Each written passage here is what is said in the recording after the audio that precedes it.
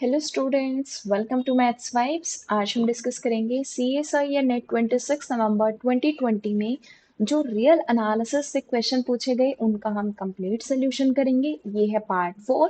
जो आज हम क्वेश्चन डिस्कस कर रहे हैं वो फंक्शन ऑफ सेवरल वेरिएबल पर बेस्ड है। 2 क्वेश्चन डिस्कस करेंगे और वीडियो को एंड तक जरूर देखना, और वीडियो पसंद आए तो वीडियो को लाइक करना, शेयर करना और चैनल को सब्सक्राइब करना। क्वेश्चन है, define fxy is x cube by x square plus y square for xy not equals to 0 0 and fxy की वैल्यू है 0 जब x और y दोनों 0 हैं।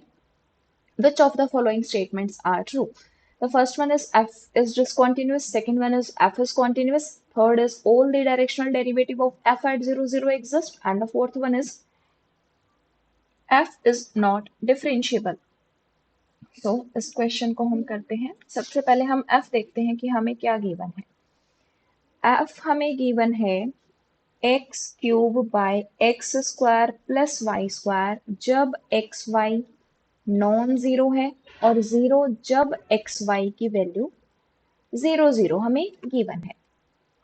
सो नाउ लेट, इसके लिए हम क्या करें, late x equal to r cos of theta and y equal to r sin of theta।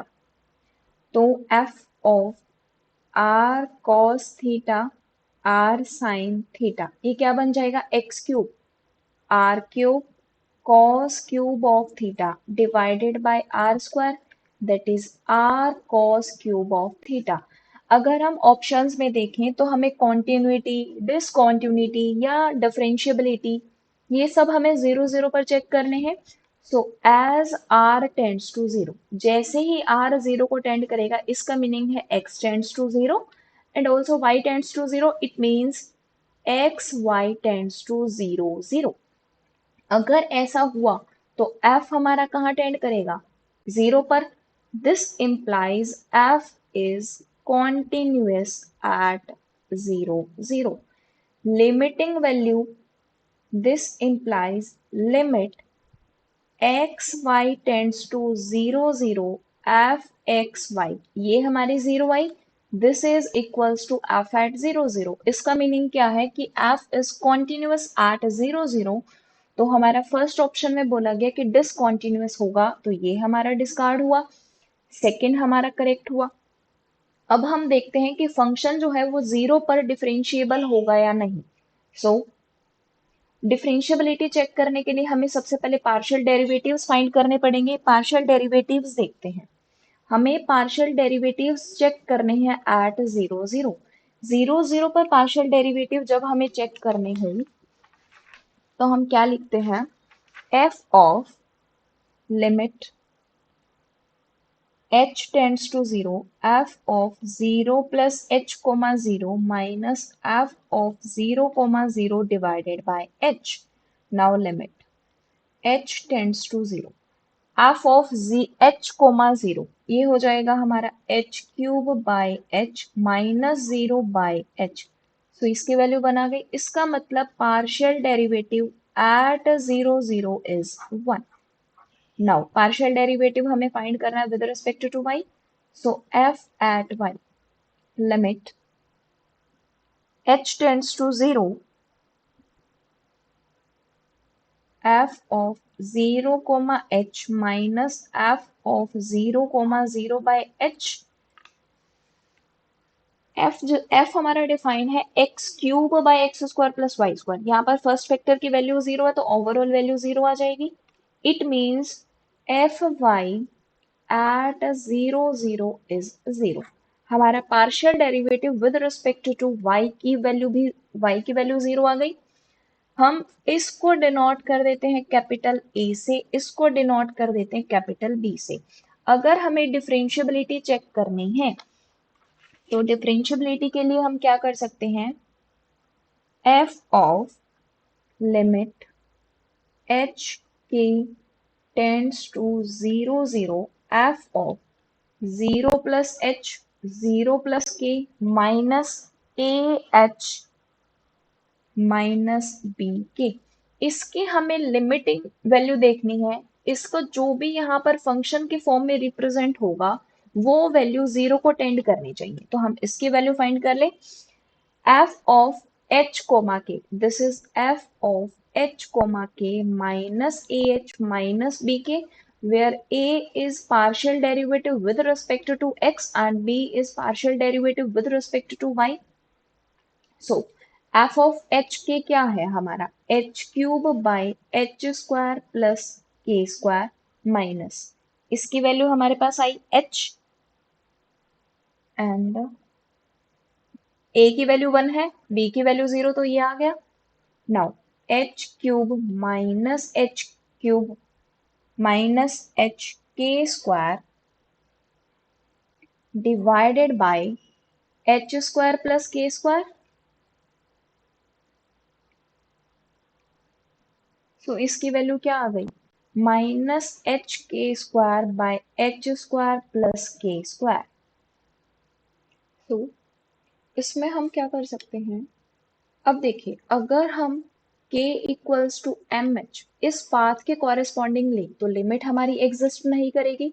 So limit exist नहीं करेगी, this implies f of x y is not differentiable at 0 0, क्योंकि ये value path पर depend कर जाएगी, m पर depend कर जाएगी। m पर डिपेंड करेगी तो लिमिट एग्जिस्ट नहीं करेगी, लिमिट जब एग्जिस्ट नहीं करेगी तो डिफरेंशिएबल नहीं होगा। अब हम देखते हैं फोर्थ ऑप्शन डिफरेंशिएबिलिटी पर है। सो f इज नॉट डिफरेंशिएबल, तो ये भी हमारा करेक्ट हुआ। अब हम थर्ड देखते हैं कि डायरेक्शनल डेरिवेटिव्स एग्जिस्ट करेंगे या नहीं। डायरेक्शनल डेरिवेटिव के लिए limit h tends to 0 f of h u1 h u2 minus f of 0 by h, where u is u1 u2 not equals to 0 0। हमें इस डायरेक्शन के कॉरेस्पॉन्डिंग देखना है। सो ये कोई भी फिक्स्ड वेक्टर है। सो यहाँ पर हम कैसे कर सकते हैं, limit h tends to 0 f of h u1 comma h u2, this is h u cube u1 cube by h square u1 square plus h square u2 square and 1 by h, f of 0 is 0। So limit h tends to 0 h cube u1 cube, यहाँ से h square common निकला, h से multiply हुई तो h cube u1 square plus u2 square, so cancel out, this value is u1 cube by u1 square plus u2 square and u1 u2 हमारे दोनों ही non zero हैं, तो directional derivative हमारे exist करेंगे in any direction. अगर ये value हमारी exist करती है, this implies directional derivative exist in all direction। अगर डायरेक्शनल डेरिवेटिव्स एग्जिस्ट कर रहे हैं सो थर्ड हमारा करेक्ट हो जाएगा। So third option is also correct. इस क्वेश्चन के करेक्ट आंसर हैं second, third and fourth. Next question देखते हैं। नेक्स्ट में हमें f डिफाइन किया गया है x square minus y square by x square plus y square for x y non zero, and जब एक्स वाई जीरो है तो इसकी वैल्यू जीरो डिफाइन की गई है। Which of the following statements are true, हमें बताना है कि f कॉन्टिन्यूअस होगा, f बाउंडेड होगा इन नेबरहुड ऑफ जीरो, या फिर जीरो के नेबरहुड में बाउंडेड नहीं होगा, या फिर सभी डायरेक्शनल डेरिवेटिव्स एग्जिस्ट करेंगे। सो वन बाय वन हम डिस्कस करते हैं। तो देखिए सबसे पहले हमें f गिवन है x square minus y square by x square plus y square.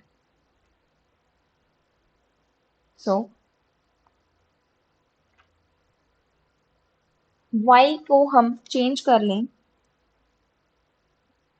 Means अगर हम एक कर्व कंसीडर करें along the curve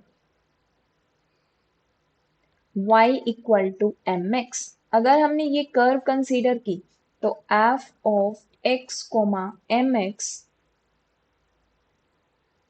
is x square minus m square x square by x square plus m square x square, 1 minus m square by 1 plus x square. It depends on m. जैसे जैसे m change होगा f of x comma mx ये change होगा it means limit does not exist. अगर limit exist नहीं की इसका meaning continuous नहीं होगा. This implies f is not continuous at 0 0. अगर f कॉन्टिन्यूस नहीं है तो ऑप्शंस देखते हैं. फर्स्ट में क्या है कि कॉन्टिन्यूस होगा तो ये इनकरेक्ट हुआ. नाउ सेकंड में हमें बताना है कि f हमारा बाउंडेड होगा या नहीं. अगर बाउंडेडनेस चेक करनी है देन मॉड्यूलस चेक करें हम. नाउ सेकंड ऑप्शन f हम क्या करें x के प्लेस पर r cos थीटा, y के प्लेस पर r sin theta. So f at r cos of theta r sin theta, ये वैल्यू किसके इक्वल हो जाएगी? X square minus y square that is r square cos square of theta minus r square sin square of theta divided by x square plus y square. X square plus y square is r square. So r square से r square cancel out हुआ. So modulus of f r cos theta r sin of theta. This modulus cos square theta minus sin square of theta. This is less than equals to cos square theta plus sin square of theta, less than equals to 1 plus 1. This implies f of x comma y, this modulus value is less than equals to 2. fxy की value less than equals to 2 है. It implies f is bounded in neighborhood of 0 0. Function हमारा bounded है. अगर function हमारा bounded है तो options देखिए. f is bounded ये करेक्ट होगा. f is not bounded ये हमारा हो जाएगा इनकरेक्ट. नेक्स्ट हमसे पूछा गया कि डायरेक्शनल डेरिवेटिव्स 0 0 पर एग्जिस्ट करेंगे या नहीं. So the let us find directional derivatives in direction u1 u2. हम u1 u2 की डायरेक्शन में फाइंड करते हैं directional derivative. So limit h is tending to 0 f of 0 plus h u1 comma 0 plus h u2 minus f of 0 comma 0 by h. अगर इसकी limit हमारी exist कर जाती है इसका मीनिंग होगा कि डायरेक्शनल डेरिवेटिव एग्जिस्ट करता है. So limit h tends to 0 f of h u1 h u2 f of 0 0 divided by h. So limit h tends to 0. h square u1 square minus h square u2 square by h square u1 square plus u2 square. f of 0 0 की value हमें 0 given है divided by h. अब देखिए यहां से h square common निकलेगा numerator से, denominator में h स्क्वायर है कैंसिल आउट हो जाएगा. Limit h tends to 0 u1 square minus u2 square by h u1 square plus u2 square. as h tends to 0 जैसे ही h हमारा 0 को टेंड करेगा limit does not exist. Limit exist नहीं की इसका मीनिंग है directional derivatives does not exist. Directional derivative does not exist. Directional derivative exist नहीं किए। अब ऑप्शंस देखते हैं। ऑप्शन में है कि एफ के पास सभी डायरेक्शनल डेरिवेटिव होंगे, तो ये भी हमारा इनकरेक्ट हो जाएगा। इस क्वेश्चन का करेक्ट आंसर है ओनली सेकंड। Thank you.